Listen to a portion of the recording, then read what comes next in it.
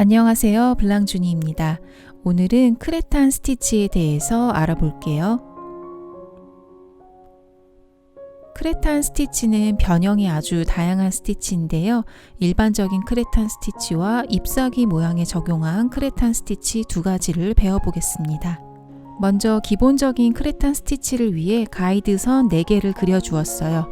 두 번째 줄 위에서 바늘을 가지고 나옵니다. 바늘을 가지고 나온 지점보다 약간 아래 지점에 마지막 줄에 바늘을 넣습니다. 실은 아래를 향하게 두세요. 완전히 당기기 전에 세 번째 줄 아래에서 바늘을 가지고 나와서 걸리게 합니다. 실은 여전히 아래를 향하게 두고 첫 번째 줄 아래쪽에 바늘을 넣어주세요. 역시 완전히 실을 잡아당기기 전에 약간 아래 지점 둘째 줄 아래에서 바늘을 가지고 나와서 실이 걸리게 해줍니다. 이런 식으로 오른쪽 왼쪽 번갈아 가면서 스티치를 해주세요. 이 스티치가 익숙한 느낌이 드실 텐데요. 패더 스티치와 방식이 같아요. 크레탄 스티치는 패더 스티치의 친척이라고 생각하시면 되는데요. 두 스티치를 구분하는 특징은 V자의 상대적인 위치와 길이라고 생각하시면 됩니다. 패더 스티치는 V자가 대칭이 되도록 한다면 크레탄 스티치는 V자의 각도와 대칭이 한쪽으로 쏠린 느낌이에요. 크레탄 스티치는 롱 암드 패더 스티치라는 또 다른 이름을 갖고 있는데요. V자의 한쪽이 상대적으로 더 길다고 생각하시면 됩니다. 크레탄 스티치는 V자의 간격, 길이, 각도, 위치에 따라서 아주 다양하게 변형이 가능한 스티치예요.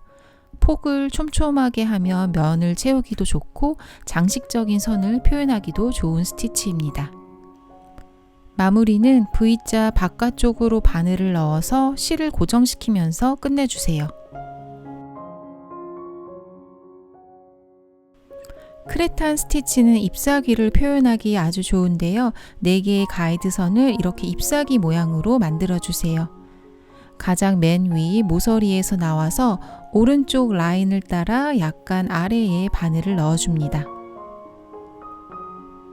완전히 실을 당기기 전에 세 번째 라인 아래쪽에 바늘을 가지고 나와서 실을 걸리게 해주세요.